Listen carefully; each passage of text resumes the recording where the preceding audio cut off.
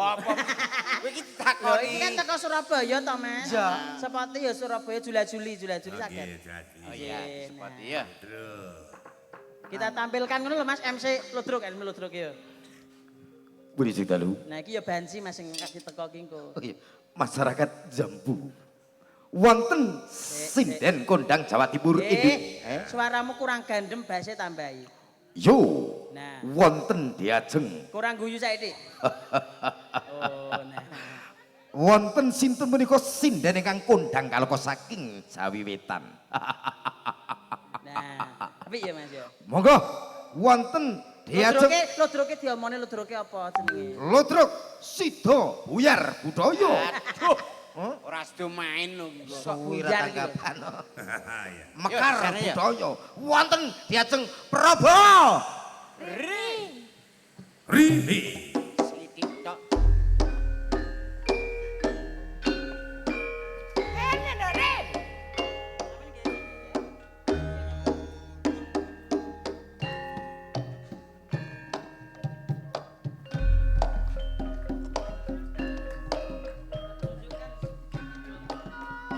Kentrongan.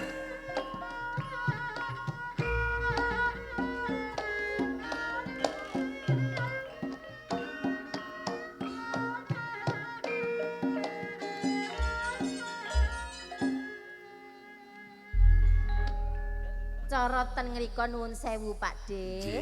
Menika sampun di napa niku spoti dangdutan. Oh, mantap. Nggih, jula-juli dangdut to. Wis teko Surabaya. Surabaya. Biasane langsung parian. Langsung Kedawa ngeti goreng gurih gula Jawa rasane legi.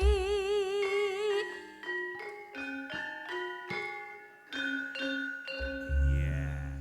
Aku ngedong muga-muga ditambahi nek gak ditambahi sampai besok ya tak enteni. Ganti isin. Pira-pira tak tampani.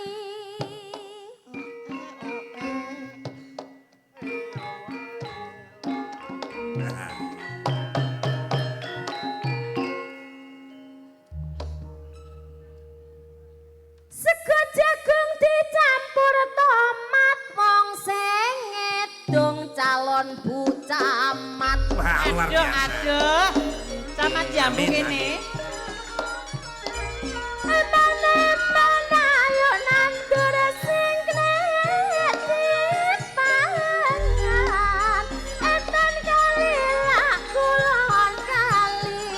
Tengah-tengah tanduran sere. Awal haji sore neng ngaji. Tak dongakno masyarakat kabeh. Etan kali kok kulon kali. Tengah-tengah tanduran tebu. Etan ngaji nek kulon ngaji. Ngaji bareng masyarakat Jambu. Cekap senonton kidungan kula selan boten barang karasa.